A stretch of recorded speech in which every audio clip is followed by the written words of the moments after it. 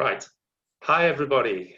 I'm here today with an amazing woman called Lisa Ryan, but you don't need me to tell you about Lisa. So Lisa, over to you. Hey, Steve, thanks a lot for coming on. I'm really excited for this little talk that we're going to have in regards to keeping the feelings in. I am a mom of 5, a nana of 4, and I am a nurse, an RN, and I also help women that are going through menopause and empty nest syndrome. I help them to deal with that in the best ways that I can. I look to serve anyone that I can in any way because I have been through these things and it's not an easy road. So I really am looking for advice from people like you that have certain, ways to deal with some of the situations we deal with our children. So that's a little bit about me. Thank you. Brilliant. Well, what got this started, this is for everybody else's benefit, obviously, was a few days ago you posted about some of those things that annoy us. And my immediate reaction, I'm being really honest now, was stuff happens, right? Yeah. You know, which it does. But relating to that post, you were alluding to the idea that sometimes when the things people say or do annoy us, we often hold our feelings inside because we know that saying what we feel will start trouble or maybe an argument.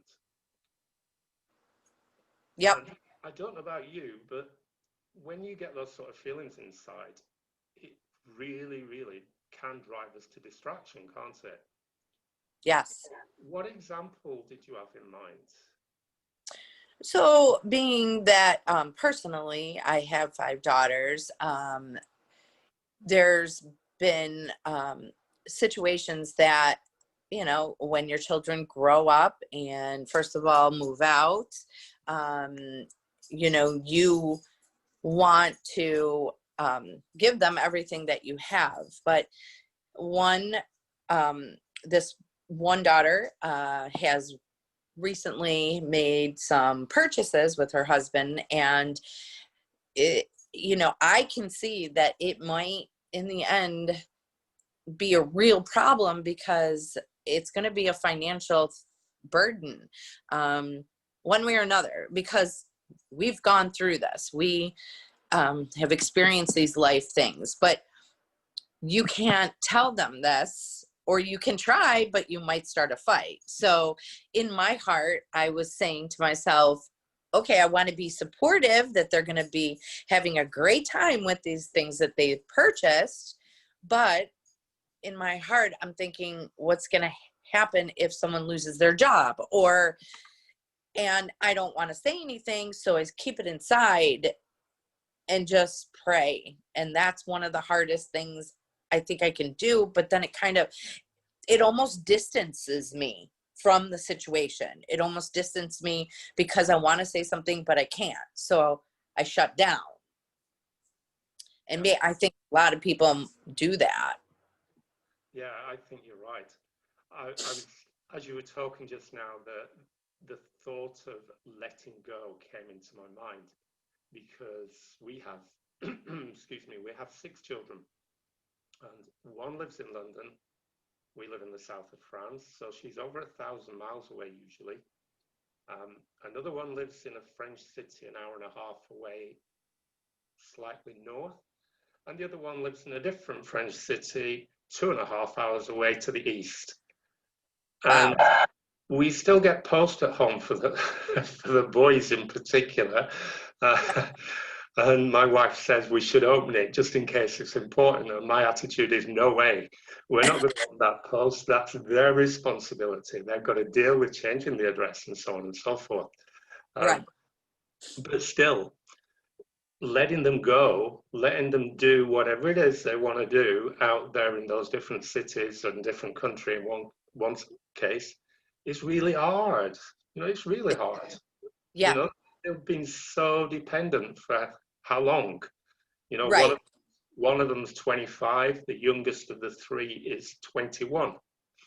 And most of their time, they've lived at home with us and Right. relied on us and listened to us and asked us questions and what do we think about and all those things, you know. So then suddenly they start to go out and buy stuff. One of the boys just bought a crazy new car recently. He says, note, crazy new car. Why is it a crazy new car? Because it's enormous. It uses a lot of fuel. There's only two of them. Do they Oh, need a car right now? They're not planning on having a family anytime soon either. Um, right. so that got me thinking, you know, like, oh, right, okay, do I keep my mouth shut? Or do I say, Right. I Right. chose to stay quiet. And okay, it's a car, it's not a big deal, and it's not put them in debt. They had the money, you know, Hmm. so, but it could have been a different story. Right.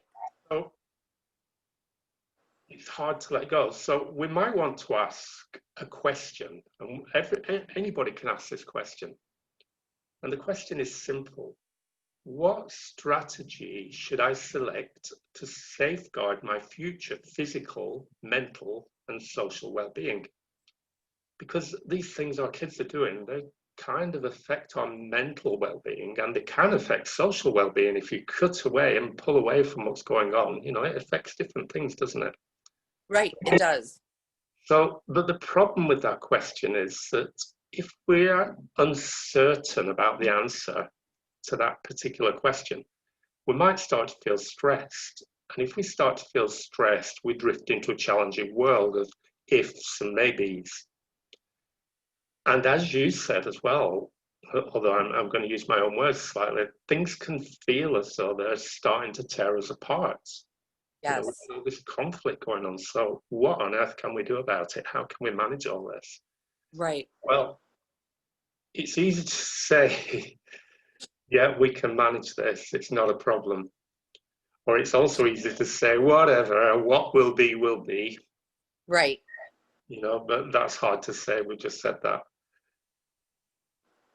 It's also easy to say, why don't we just let other people do what they have to do and let them learn from their experience?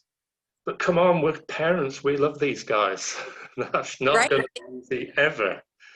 You know, so I tried to think of a few answers to that question that would sound sensible and useful, but I couldn't really come up with one because my heart was in the way. You know, that was just, Exactly. yeah. Exactly. Yep. And I think a lot of us feel that way when we're going through seasons of our lives with our children. Um, it, it sometimes can tear you apart. Yeah, yeah, Season is definitely. different. So what I'm going to do is I'm going to share a little bit of theory, but it's theory that does relate well to practice. So just hang on for a minute. If you want, Yeah. if you want to stop me, just say, Steve, shut up. I'll shut up. Listen, okay.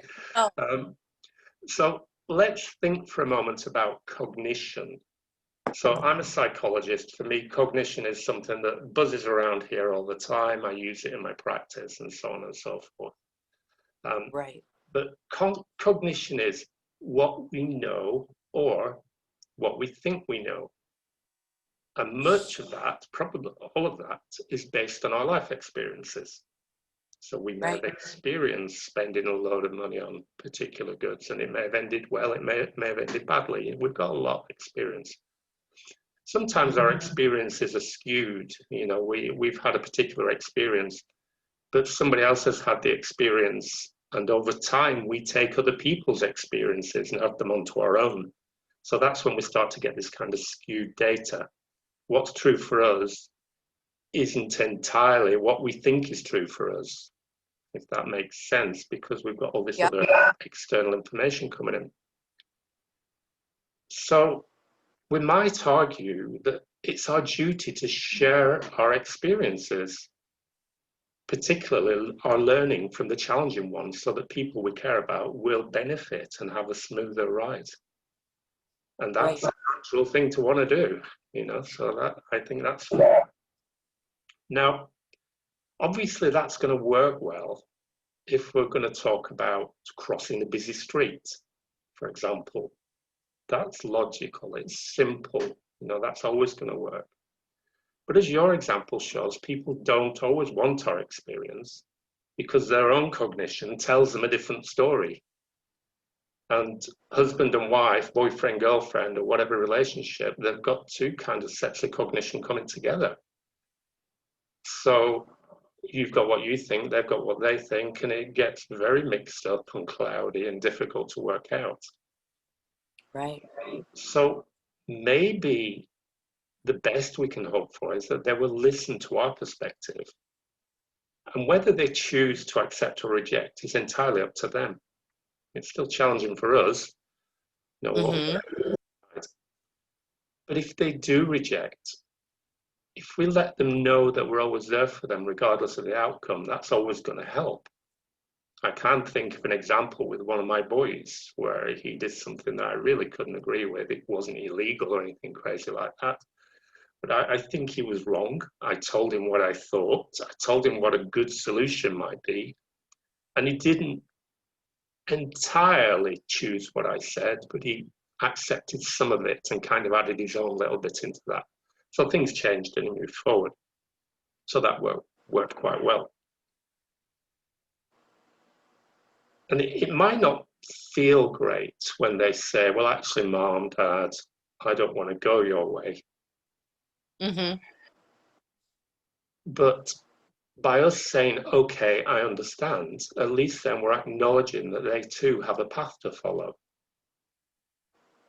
As much as I would like to say my sons are on the right path, it's their path, it's not my path. That's what I'm getting to. But don't worry, I'm not saying we're beaten. I have some solutions. I don't see it as a fight anyway. Even at that, like you said, sometimes, and especially now when you were just talking, I feel like we've disconnected so much with what's happening in the world. If you're alone, you let some of these things ruminate in your brain, and then you can't think it through, so you just shut down.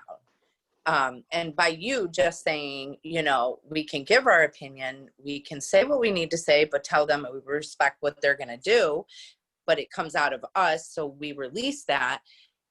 We can't sometimes think that in our own heads. We just keep playing the loop of being abandoned pretty much from our children because we've said something. So, it just kind of triggered me to think like we all need each other to like have conversations like this, to remember we can do something. Yeah, I agree completely. There are a few other things that we can do as well. So one of my particular interests, and something that I've used in psychology for a very long time, is this thing called mindfulness. And a lot of people, when they hear mindfulness, start to go off on one about Zen Buddhism and deep and meaningful meditation and all that sort of stuff. But there's more to it than that. A lot more to it than that. It's true, though, that mindfulness did kick off sort of thing in the Asian Buddhism traditions about 2,500 years ago. So it's not a new thing. It's been around for a very long time. But to use mindfulness, you don't need to be a Buddhist monk. And one of the things that it can do is help us to detach. So we remain involved, we remain present, but we detach slightly from the situation.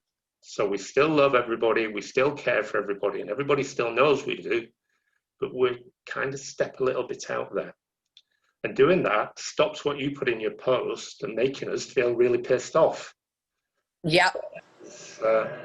That's what we need to aim for at some point anyway. Right. So I'm not going to talk a lot about mindfulness theory because we'd be here all day if I did that. But there's too much and we'd be here all day. Right. So all I want to say about the theory is that mindfulness is about this, the present moment. It's not about making judgment calls based on the past or what the future may or may not bring. So it's about this moment right now.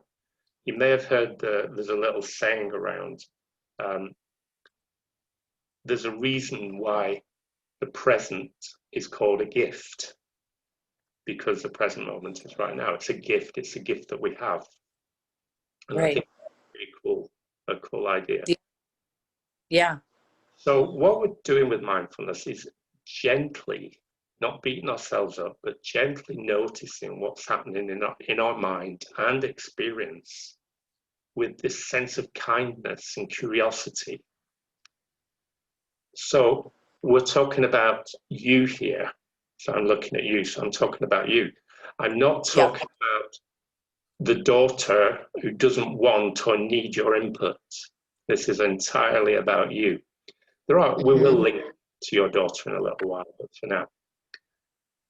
So as I said, there's loads of research about mindfulness. And one particular line of research suggests that in addition to helping people become less reactive, mindfulness meditation, and we're talking meditation in a very light sense, may also give them greater cognitive flexibility. So in other words, better equipped to accept more into your experience.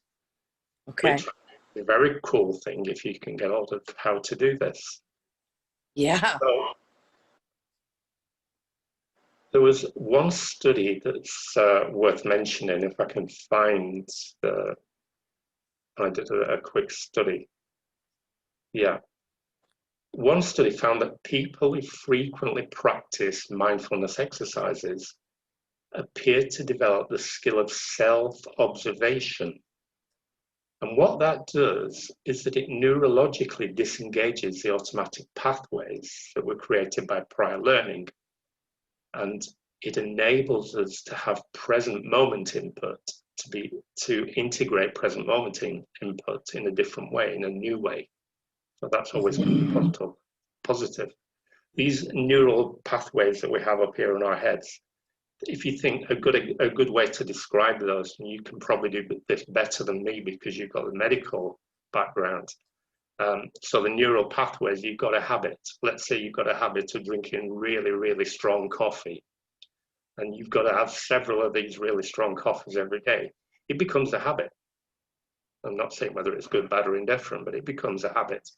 And you develop neural pathways up here in the brain that says, I need coffee.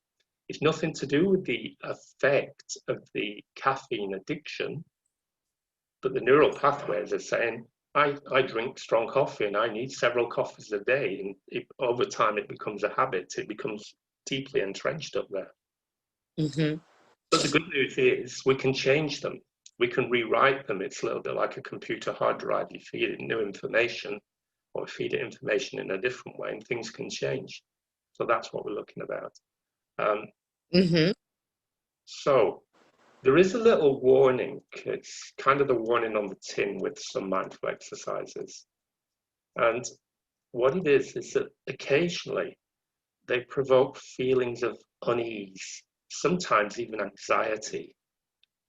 But most of these feelings pass fairly quickly. You just process after the exercise, and most of it is really easy, most of it is very logical, and it just disappears. But sometimes they linger. They can linger, and they're difficult to manage and difficult to challenge. So after the exercise we're going to try in a moment, if you feel that, just give me a shout and we can deal with it. And the same goes for anybody watching this recording. If you use the exercise and find challenging emotions, do let Lisa know or let me know, and we can work with you to dissipate those. They're not going to be life-threatening, but they can be headache-creating, so just be aware. So another thing with mindfulness, and if I could do a Master Yoda from Star Wars voice, I would.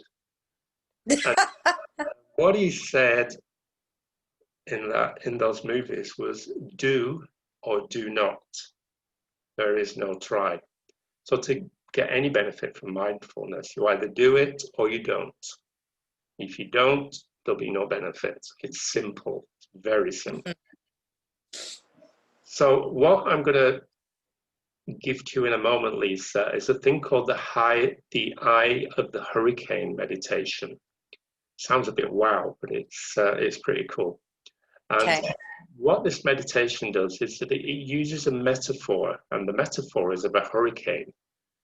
So the idea is that it'll take you to an observing state in which you may notice what's happening from moment to moment, but with a sense of calm and clarity.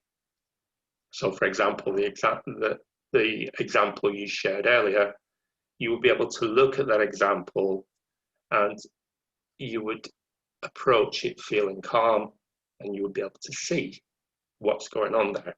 But at the same time, it would affect your emotion. It wouldn't make you feel angry or fed up or any of those things. But it does practice. So one-off hit might not do it. It may take several goes. I've got a recording of this on YouTube as well, so I'll drop the link in the chat later. Great. It doesn't really carry much explanation. It's just this hurricane meditation. That's great. So why am I using it? Is to help you to connect to a place of inner peace and calm. Focus your attention inward rather than out there with your daughter. It's to get you to focus your attention on your breath, because breathing is important. I'll come to that in a minute. And it helps you to notice difficult or challenging experiences without getting caught up and carried away with them, or carried away by them even. So it's all about tapping into your observing rather than your thinking self. You mentioned it yourself a few minutes ago. We spend all our time thinking about stuff. You know, how will I respond to this? How will I respond to that? What will I do at work if? All those things. So we're trying to get to this observing state rather than being involved in the melee of what's happening around you. Right. So we're about disengaging from the hectic world. Right. Now, the hurricane is, if you think about it, it's an abstract concept. So it might be difficult to get a hold of it at first. So what we're going to do is, or at least the goal of this exercise is to help you to explore inner peace by using your breath to become like the eye of the hurricane. So if you think about the hurricane, even if you haven't seen one, I think we've all seen pictures of one. I haven't seen one for real. So in the center, you've got the eye. And what is the eye of the hurricane like? It's peaceful, it's calm. There's no wind dashing about, there's no furniture being thrown around or whatever. I was thinking about the Yellow Brick Road story, Wizard of Oz, about the house flying around the hurricane. So there's none of that going on. If you're in the eye of the hurricane, it's a perfectly peaceful place. So that's where we're going to try and get you. Okay. Now, one of the things that's important with any mindful meditations is that you've got to incorporate any stimuli that's around you into the meditation without judging it, without getting annoyed about it. So, for example, I may hear a car go past the house that makes a racket, or one of the kids on the little motorbikes that makes so much noise for the size of the things. You know, there might be a jackhammer outside your house, or an ambulance flying past with its sirens blazing. So when we hear sounds like that, or even somebody talking in the next room, when we hear things like that, the idea is to just incorporate, just let it be. It's just a sound, doesn't mean anything. Leave it be, just try and incorporate into what we're doing. Okay. Okay. Right. You need to find yourself a comfortable position. You can be, as you are now, you could be sitting on a floor, you could be sitting on the edge of a bed or a chair, doesn't really matter. What I wouldn't recommend in the beginning, though, is doing it lying down. And the simple reason for that is that people often get so relaxed that they fall asleep. Now, that's not a bad thing, but it's not the aim of this exercise, you know, so let's try and avoid it. So you need to be comfortable. I would suggest no legs crossed, no arms crossed. have your body open and let your shoulders relax as much as you can. Okay. If you want to close your eyes, that's usually better for most people. Some people choose not to, but closed eyes are a good way to do it. So let's take 3 deep, slow breaths to begin with. Now I prefer in through the nose, hold the breath, and then breathe out through the mouth. Some people struggle with in through the nose, out through the mouth, so you have to do whatever fits you, whatever feels right and comfortable. So just keep that circuit going, in through the nose, hold, out through the mouth. The timings of this are up to you.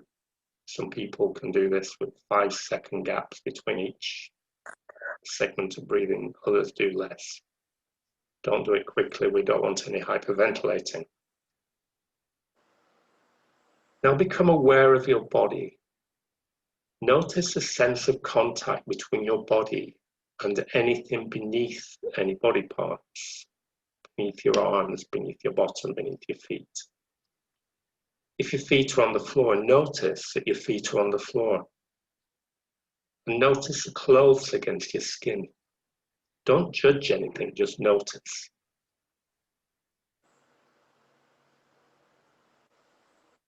Now let's consider the metaphor.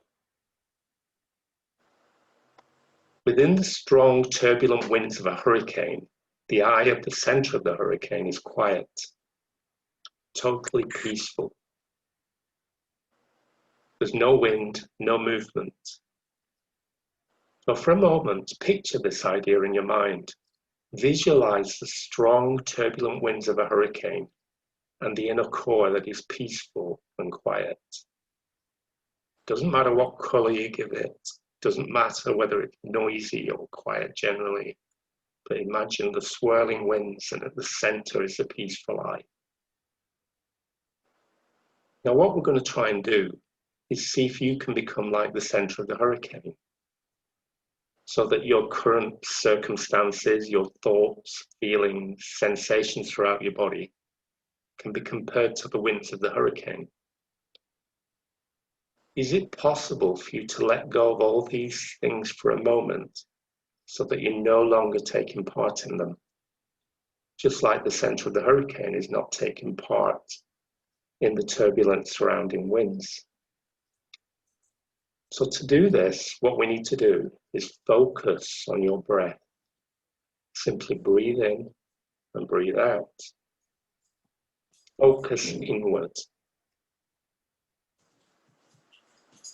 Just like the eye is deep within you, the eye of the hurricane is in the center and calm. So your eye deep within you needs to be calm. You want your breath to connect to this part of you. So simply breathe in and breathe out. Stay connected to your breath.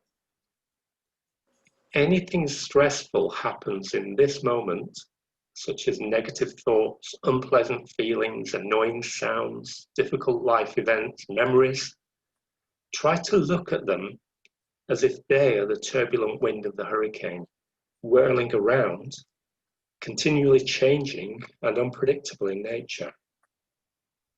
They're just flying around the hurricane, but they can't reach the eye at the center. They can't reach your calm inner eye that's peaceful and calm. Just notice that you are not them. You are the silent center of the hurricane, the part that is peaceful despite what is happening around you.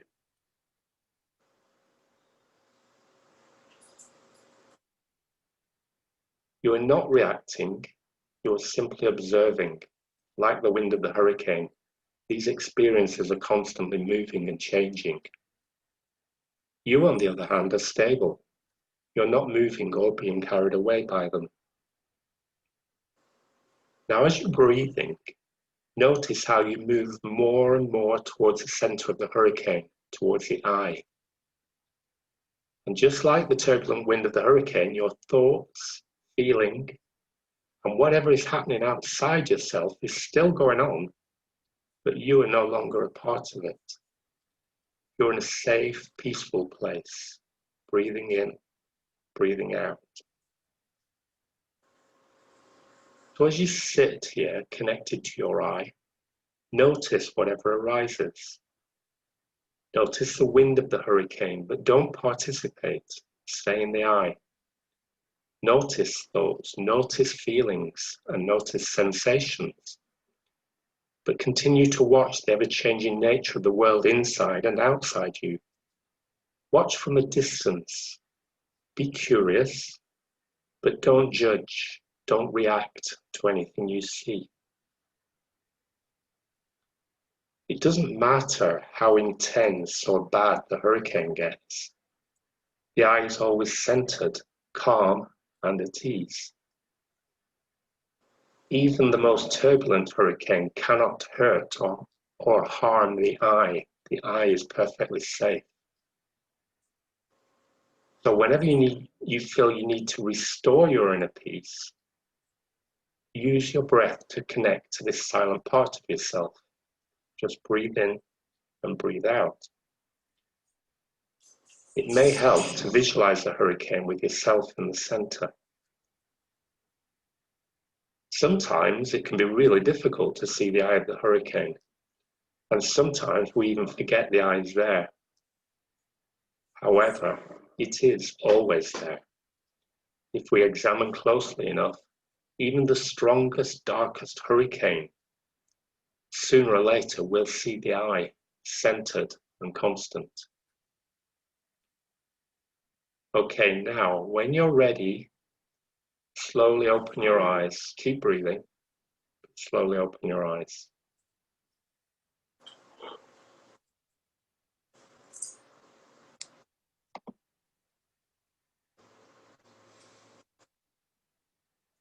Are you there?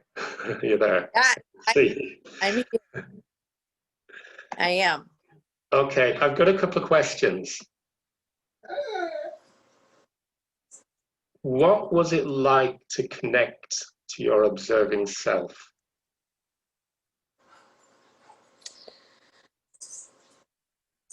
I think I felt most like I really had to pay attention to my feelings, to my breath, to keep myself centered and stable with things that are happening around me right now, too.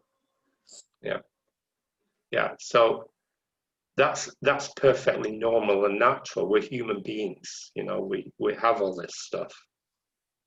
But if you use this meditation frequently, and by frequently I mean perhaps twice a day, and do it every day for a few weeks, and then you might find after a little while that you can do it once a day, and then maybe once every other day, but it does need to be fairly frequent.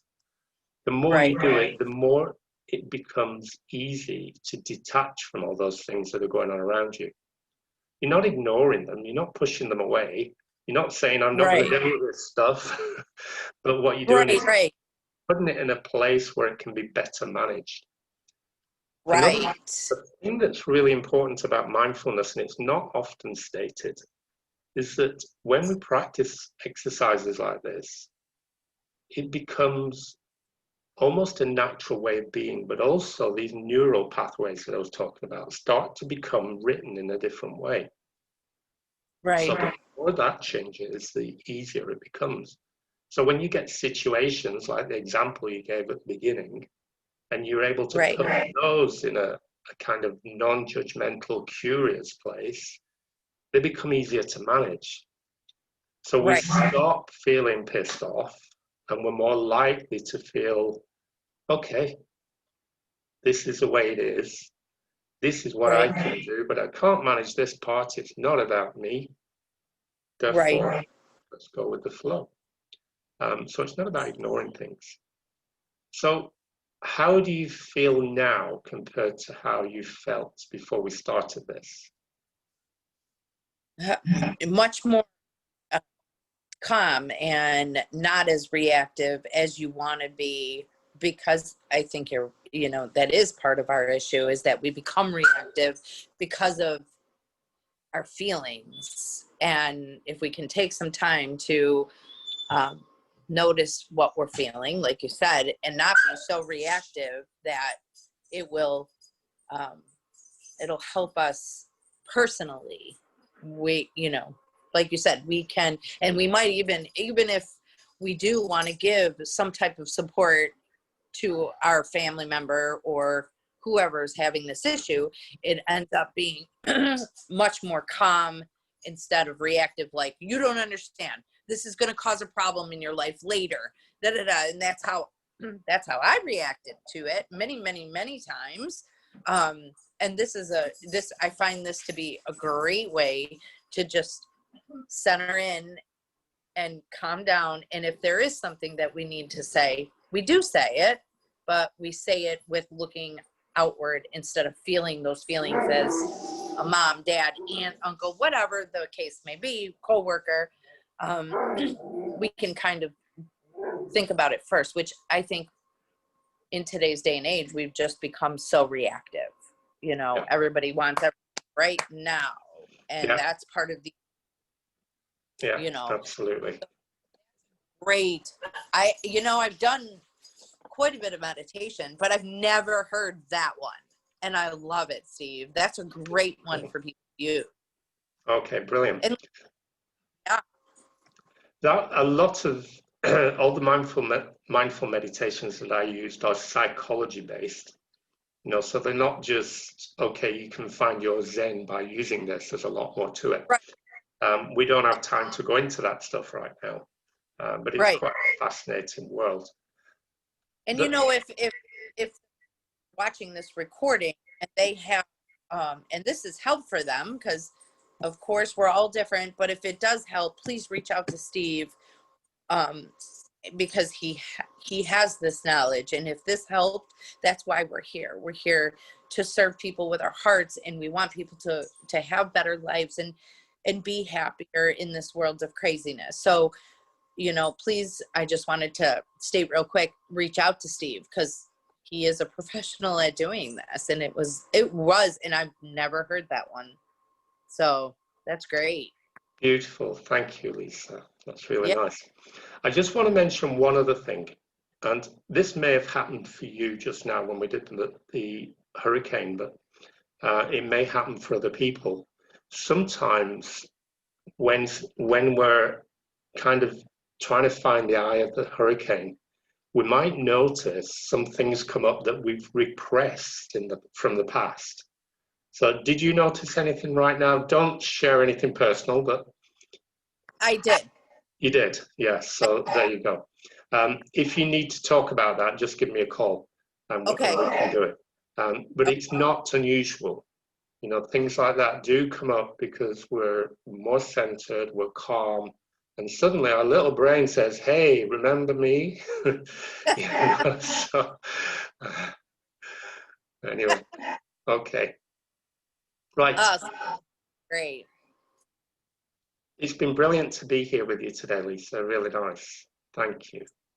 So much. I'm so sorry about the technology, but we're going to get this out there to everybody. I guess it doesn't matter how it happens.